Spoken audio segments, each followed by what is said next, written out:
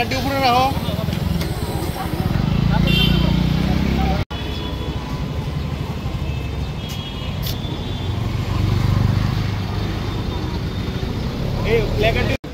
আচ্ছা দাদা, আমরা আছি টিআরবিটি সার্ভার কাছে আছি। আমরা যে গত 4 তারিখ পরীক্ষা দিছি, এখানে আমরা বিভিন্ন আউট অফ সিলেবাসের কোশ্চেন আছে, যেমন কয়েকটা কোশ্চেন আছে এমনও যে একটা প্রশ্নের একাধিক উত্তর আছে। সে কারণে আমরা পরীক্ষার হলে বিভিন্নভাবে বিভ্রান্ত হই। সেই প্রশ্নগুলি ন্যায্য নাম্বার দিতে দেওয়ার জন্য আমরা আবেদন রাখছি টিআরবিটি স্যারের সামনে। এমন অনেক কোশ্চেন আছে যেগুলি আছে ব্যাকরণগত ভুলের কারণে আমরা সঠিক উত্তর দিতে পারিনি, এবং প্যাসেজেও বিভিন্ন ভুল আছে, যেমন দাড়ি কমার ভুল আছে। এই প্রশ্নগুলি আমরা দাড়ি কমার কারণে আমরা বিভিন্ন উত্তর আমরা ভুল করেছি। এগুলি আমরা ন্যায্য নাম্বার পাওয়ার দাবিতে এখানে টিআরবিটির সামনে হাজির হয়েছি। কি পরীক্ষা দিয়েছিলেন আপনারা? আমরা ট্যাট 1 পরীক্ষা দিয়েছি। কত তারিখ দিয়েছিলেন? 4 মে। কি ভাবছেন পরীক্ষা প্রশ্নপত্র ভুল হওয়ার জন্য কে দায়ী থাকতে পারে? প্রশ্নপত্র সম্ভবত টিআরবিটির এক্সপার্টরাই করে থাকে, তবে তারার ভুল তারা তো জেনে শুনে আর ভুল করবে না। তারা বিভিন্ন চাপের মাধ্যমে হয়তো ভুল হতে পারে, কিন্তু আমরা বলছি না যে তারা নিজের ইচ্ছা করে ভুল করেছে। আমরা নিজের ইচ্ছা করে তারা যেহেতু ভুল করেনি, তারা বিভিন্ন ভুল করেছে, সেগুলি আমরা চাই সেগুলি সমাধানের মাধ্যমে আমরা আমাদের প্রাপ্ত নম্বর দেওয়া হোক। আমরা সবাই এখানে ট্যাট 1 ক্যান্ডিডেট। তো আমাদের পরীক্ষা হয়েছে গত 4 মে 2025-এ।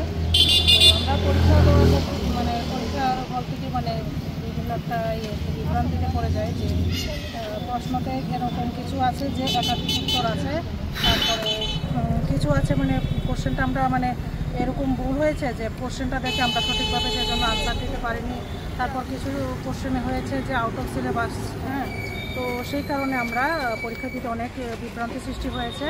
তো সেজন্য আমরা টিআরবিটির কাছে সেটার জন্য চ্যালেঞ্জ করেছি যে ভুলগুলি আমরা পেয়েছি এবং প্রপার রিজন দেখিয়েছি। তো এখন টিআরবিটির কাছে আমাদের অনুরোধ থাকবে যে ওনারা যেন সঠিক এটার পর্যবেক্ষণ করে, যে ওনাদের যে ভুলগুলি হয়েছে সেটার জন্য যাতে সবার যাতে প্রাপ্ত নম্বর দিতে যাতে কোনো সমস্যা না হয়, সেই অনুসারে তারা যাতে ফাইনাল আনসার কিটা প্রকাশ করে। আর তার মধ্যে যেমন কিছু কোশ্চেন আছে, যেমন বাল্য বিবাহের একটা কোশ্চেন, সেটা চ্যালেঞ্জ করার সময় দেখা গেছে যে আমরা যে বিষয়টা তুলে ধরতে চেষ্টা করেছি সেই বিষয়টা কিন্তু সবটা আপলোড হচ্ছে না ওই জায়গাতে। একটা 3-4টা লাইনের বেশি আর আপলোড হচ্ছে না। তো সেই জায়গাতে আমরা তো বিষয়টাই তুলে ধরতে পারছি না।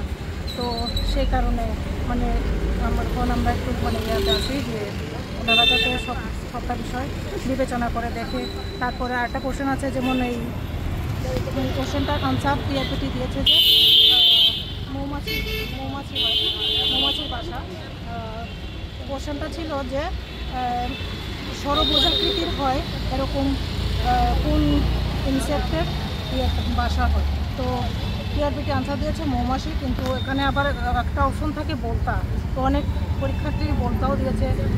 তো আমরা কিন্তু তারপরে যাচাই করেও দেখলাম যে মৌমাছির ভাষা যেমন ষড়ভুজ হয়, তো বলতার ভাষাও কিন্তু সেম ষড়ভুজাকৃতির হয়। তাহলে পরীক্ষার্থীরা তো স্বাভাবিক পরীক্ষা হলে এটা কনফিউজ হয়ে কোনটা কি দেবে, অনেকে আবার কনফিউশন হয়ে দিয়েও দিয়েছে। তো এটার জন্য রিকোয়েস্ট থাকবে টিআরবিটির কাছে যে এই সমস্ত কোশ্চেন যেটি হয়েছে ডাবল আনসার বা সেগুলির যাতে